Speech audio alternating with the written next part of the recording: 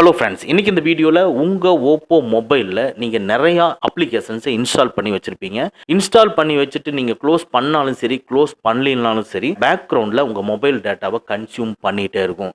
So இது மூலமாக உங்களுடைய மொபைல் டேட்டா லாஸ் ஆகிட்டே இருக்கும். உங்களுடைய மொபைல் டேட்டாவை சேவ் பண்ணுறதுக்கு உண்டான ஆப்ஷன் உங்கள் ஓப்போ மொபைலில் டிஃபால்ட்டாகவே கொடுத்துருக்காங்க. அதை எப்படி எனேபிள் பண்ணுறதுங்கிறதா நம்ம இந்த வீடியோவில் நம்ம பார்க்க போகிறோம். வாங்க நம்ம வீடியோக்குள்ளே போகலாம். ஃபஸ்ட்டு உங்கள் ஓப்போ மொபைலில் செட்டிங்ஸை கிளிக் பண்ணிக்கங்க.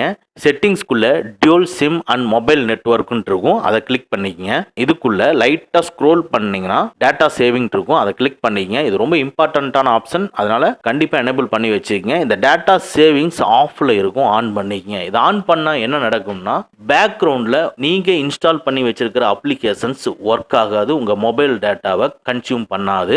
ஸோ நீங்கள் இந்த டேட்டா சேவிங் மோடை ஆன் பண்ணிட்டீங்கன்னா உங்கள் ஸ்டேட்டஸ் பாரில் இதோட சேவிங் மோடு அப்படிங்கிற ஒரு ஐக்கான் ஒன்று டிஸ்பிளே ஆகும். ஸோ அந்த ஐக்கான் டிஸ்பிளே ஆச்சுனாவே உங்கள் மொபைல் டேட்டாவை சேவ் பண்ணக்கூடிய ஆப்ஷன்ஸ் டிஸ்பிளே ஆகுது அப்படின்னு சொல்லி நீங்கள் ஐடென்டிஃபை பண்ணிக்கலாம்.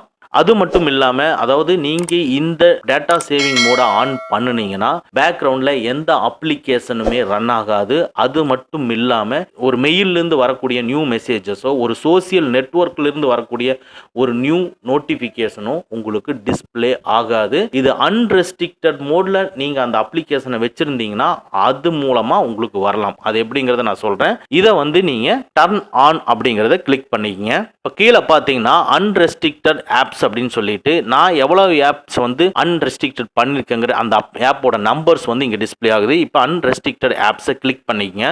அன்ரெஸ்ட்ரிக்டட்னா இந்த அப்ளிகேஷன்ஸ் எல்லாமே நீங்க டேட்டா சேவ் ஆகாதுன்னு அர்த்தம். அதாவது நீங்க டேட்டா சேவ் மோட் ஆன் பண்ணி வச்சிருந்தாலும் இதுல அன்ரெஸ்ட்ரிக்ட் மோடில் இருக்கக்கூடிய அப்ளிகேஷன்ஸ் எதுவுமே டேட்டா சேவ் மோடில் உள்ள வராது. அப்படின்னா இந்த அப்ளிகேஷன் பேக்ரவுண்டில் ரன் ஆகும், இது மூலமாக உங்கள் மொபைல் டேட்டா கன்சியூம் பண்ணும்.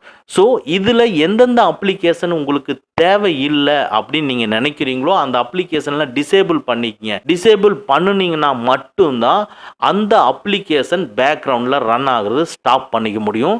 ஸோ நீங்கள் டேட்டா சேவ் மோடை ஆன் பண்ணால் மட்டும் பத்தாது, இந்த அன்ரிஸ்டட் ஆப்ஸ்குள்ளே எந்தெந்த தேவையில்லாத அப்ளிகேஷன் எல்லாம் அன்ரெஸ்ட்ரிக்டட் பண்ணிருக்கு அப்படிங்கிறத நீங்கள் பார்த்து அதை டிசேபிள் பண்ணி வச்சிருங்க. அப்போத்தான் அந்த பர்டிகுலர் அப்ளிகேஷன் பேக்ரவுண்டில் ரன் ஆகி உங்கள் மொபைல் டேட்டாவை கன்சியூம் பண்ணாது.